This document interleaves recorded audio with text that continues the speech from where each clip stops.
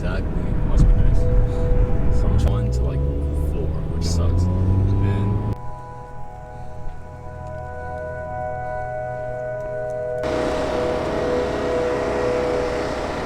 where the hell is everybody?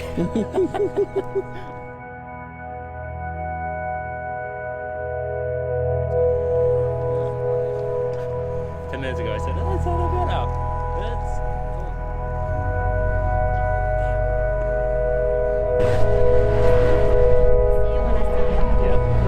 Czar.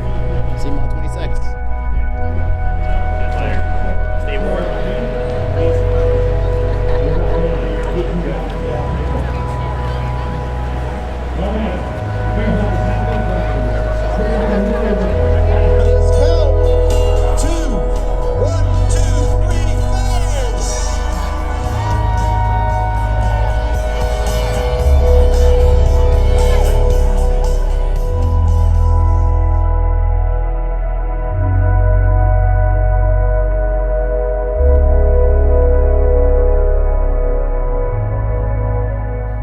Recording it.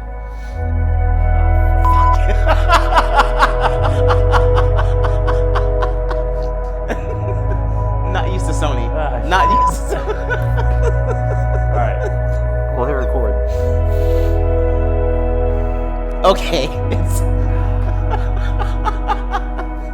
All right. So we have the audio, right? You hit record on your thing, right? Yeah. Okay. It's just a black screen. All of a sudden, you see the moment where we fail. Now, part of the work you've been doing with the marathon is recording your own journey alongside actually training for it. So, as a content creator, you've done two things: actively prepare yourself for this marathon and also document the work that you were doing. How did it feel to navigate both of those aspects? What were the pitfalls, and how did you take ownership of the journey through the camera and journaling? I wish I did more of it.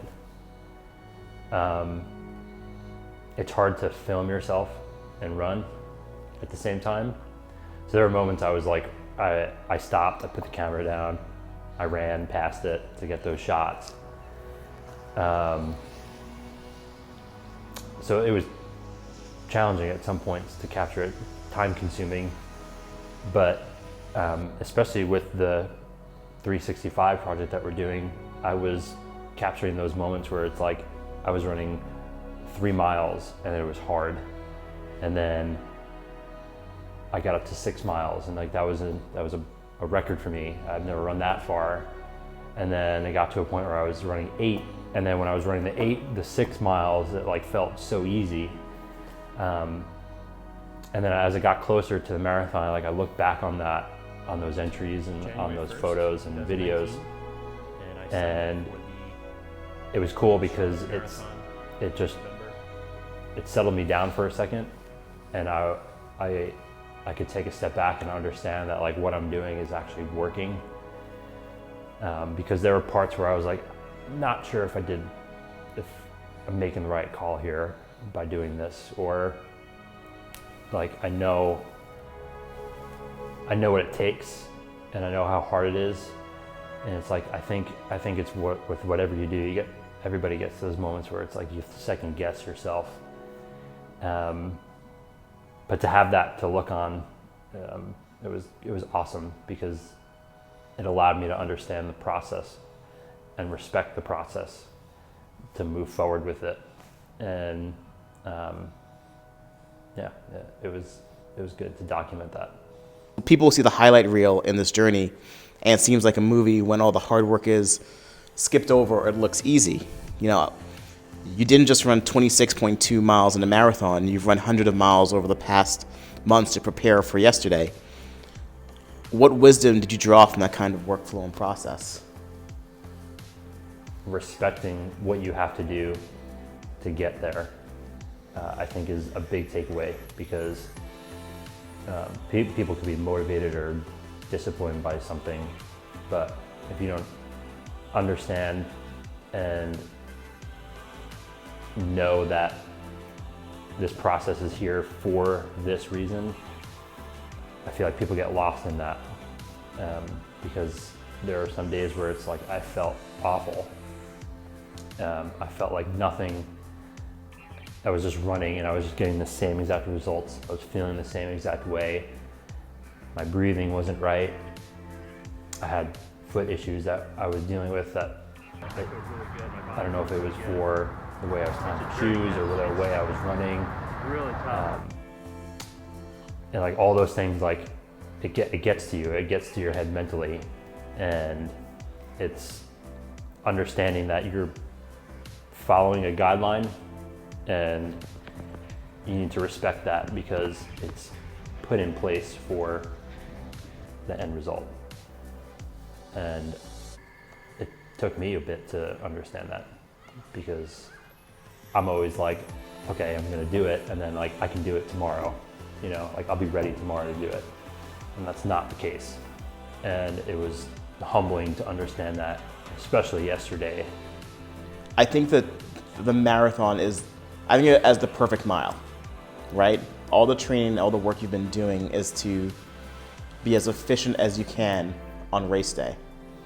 So I think a big part of that is like with any of the endeavors that you've been doing, like think about your work as a musician. Like you don't just get on stage and jam out the perfect song. A lot of it is repetition. A lot of it is kind of doing the same work over and over again. You know, you've ran literally hundreds of miles to perfect the way you ran the miles required for a marathon.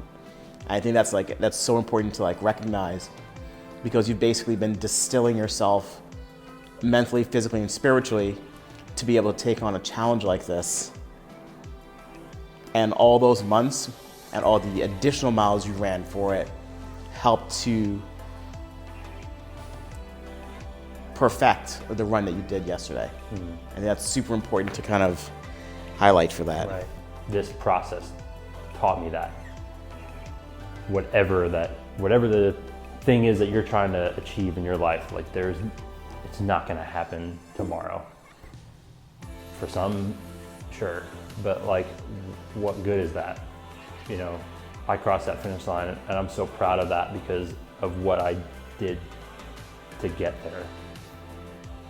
And I think understanding that journey is like the most important thing. We talk about all the time with Article 21 and all the stories that you've heard for that. Like everybody is doing all these things because of who they are and what they've been through to get there. And that's the most important success in life. You know, it's how you got there. It's not what you're doing, it's how you got to that point. When you first told me about running a marathon, I was excited to see you complete it. I knew this day would come, and I had to decide how much support I could give because I'm far away and I limit my capabilities. But also, this is something that's so intimate and internal. It's you working towards a personal goal that you've wanted for so long. You're running for yourself and for Article 21. Your projects and goals are embodied in your personal and professional life. Does that add extra weight and responsibility to your training?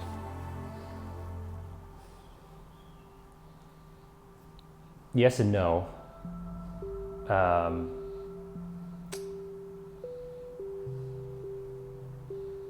The only thing I was focused on was finishing it and making people proud that I can accomplish that, because in like some aspect I wasn't just running for me, you know, I'm running for you, I'm running for Nicole, my family, everybody that was there yesterday, everybody that was texting me, following me on that tracker yesterday. Because I wouldn't be who I am without the people that are in my life. And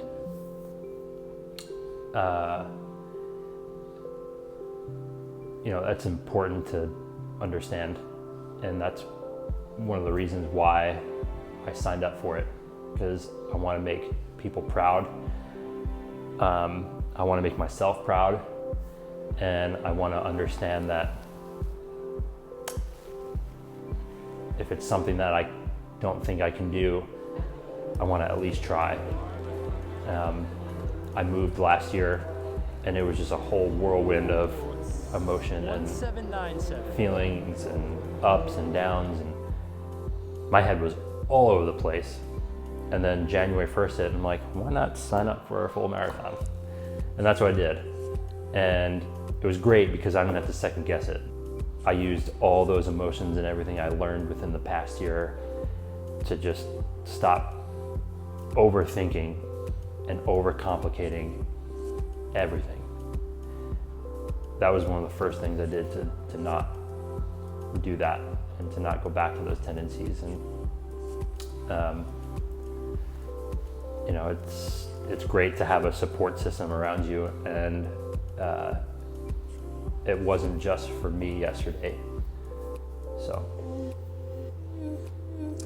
it's amazing. I agree with all that. I think that for you, running the marathon was, no pun intended, setting your foot down here. I think it's, like you said, it's a way of taking everything you've built up over the last year and making it to a finite, tangible goal. You know, oftentimes we do get caught up in our own heads and how things are working in life. And I think from what you told me, just what I'm hearing now, it feels more like with the marathon and with the training, it's a way of, again, distilling down to, this is the task at hand. It matters all the things I've done, it matters how I feel, but I need to condense all that and focus all that into this task that I have to do to get to completion point.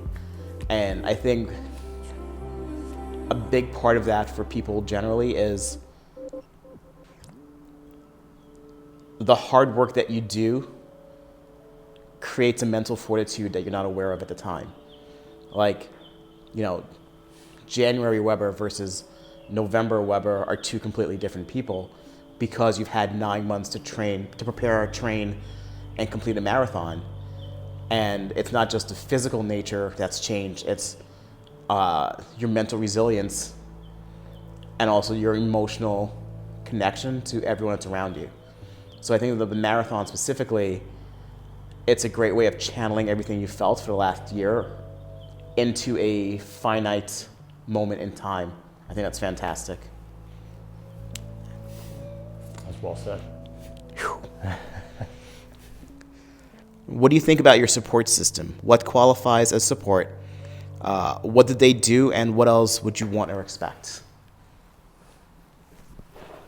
I don't expect anything more than what I was given. I think that was one of the most emotional parts of it yesterday. It goes to like people that I didn't even know yesterday that were on their streets. Like when I was talking about that dark period yesterday, it was so difficult to not see people that you know throughout the race. And I think it comes down to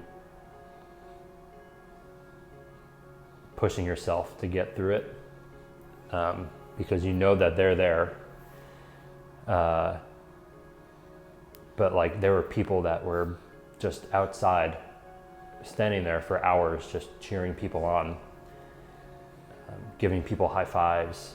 And I think that was one of the most special things yesterday, to understand like the community that's in Charlotte. And even runners that finished were like walking back and encouraging more runners to go through. And that was very needed.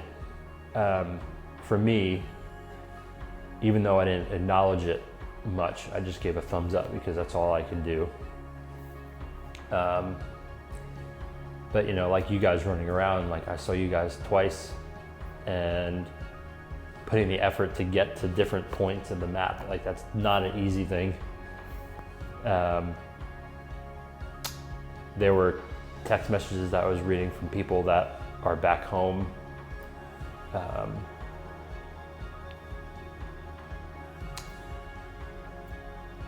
Yeah, man, I didn't expect anything more, because all of it got me to that finish line. And to cross that finish line with everybody there, like that was awesome. My uncle flew down, he surprised me. My parents were there. My sister was there, Nicole, you, like everybody that was there. Copper. It all just goes back to like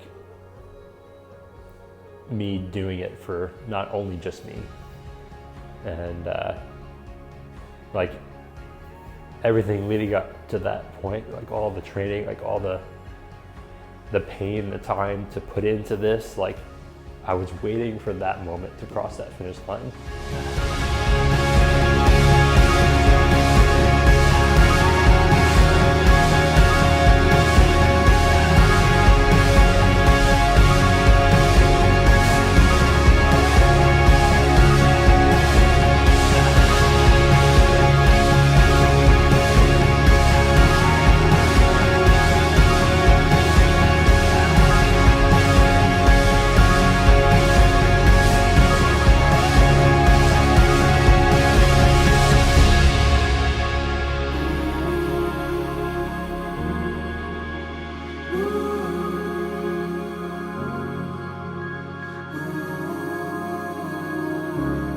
What's next?